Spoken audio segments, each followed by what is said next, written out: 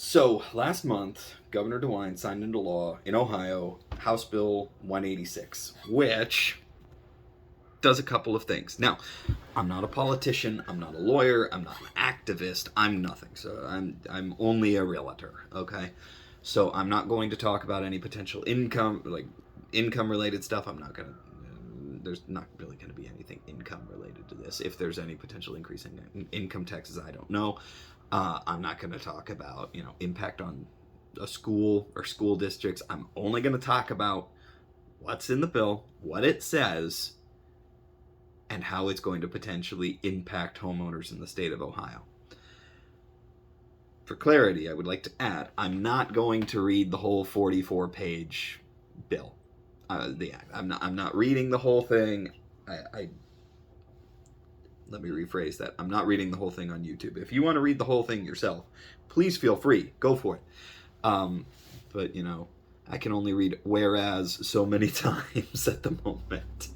So we're only going to talk about exactly what it means. So first I'm going to start with the summary, okay? And we're going to keep this pretty straightforward, an analysis of the bill, and we're just going to talk about the summary of it. Again, disclaimer, I'm not an attorney, I'm not a lawyer, I'm not a politician, I'm not a lobbyist. I'm only a realtor.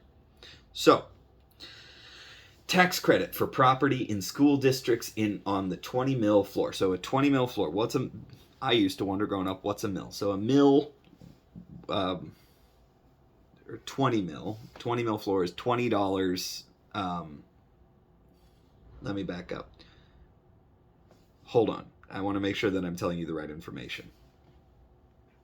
Okay, so I had it right. I just wanted to make sure. So a mil is 1/1000th of a dollar. So 1 mil would be $1 out of $1,000. So 20 mil, $20 out of $1,000. Specifically, okay, in the case of school districts, that's $20 for every $1,000 of assessed property value.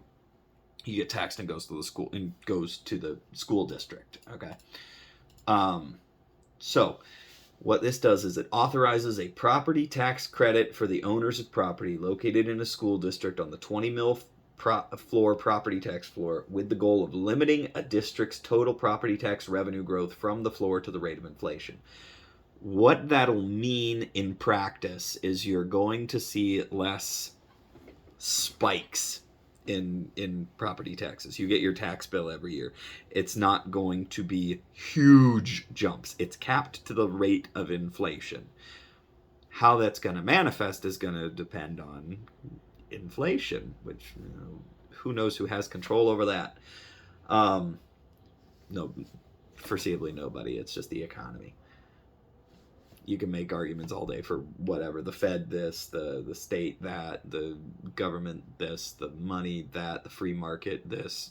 Again, I'm not getting into any politics. I'm only a realtor. It's just my opinion.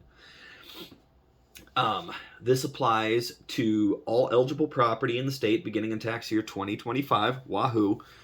Authorizes payments to school districts located in counties that underwent a reappraisal or update in tax years 2023 and 2024, so that such districts are temporarily guaranteed to receive at least the same amount of property tax revenue they received in tax year 2024.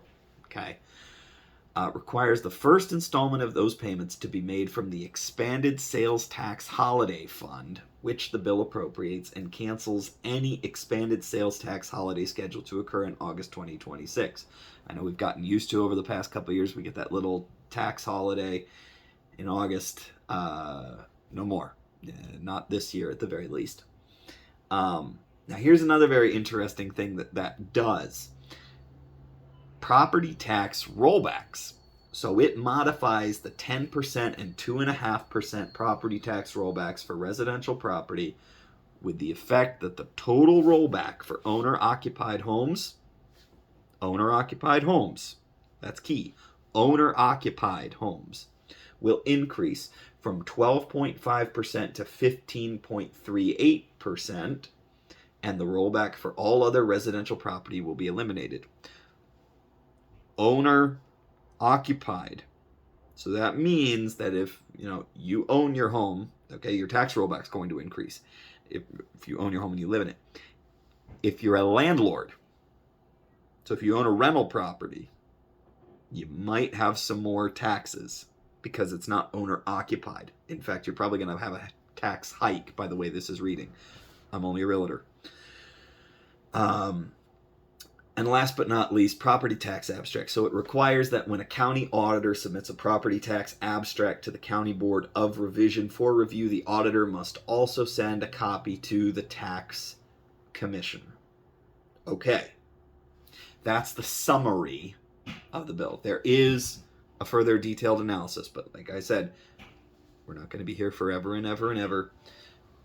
But we've got the 20 mil floor, we've got property tax credits, we've got examples in here. There's a lot that we can go into. Matter of fact, hold that thought.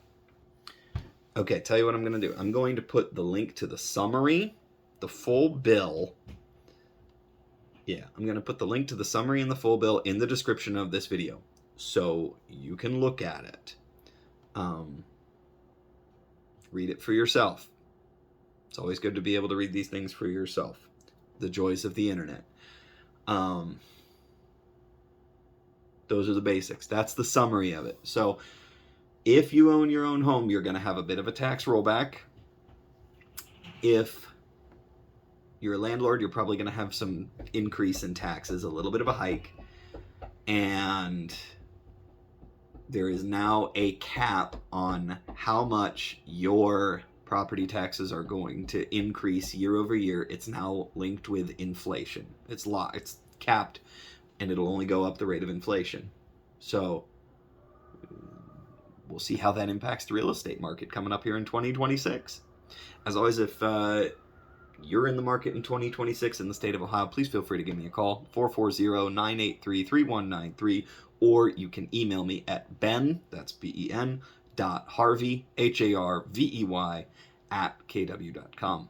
So if you need help in Columbus or Cleveland, or you need some help in anywhere else in the state, I can hook you up with somebody or take care of you myself. My team and I are available. That's all. Hope this was helpful. Hope the summary is helpful. Give it a read. Drop in the comments what you think. And yeah, have a good one.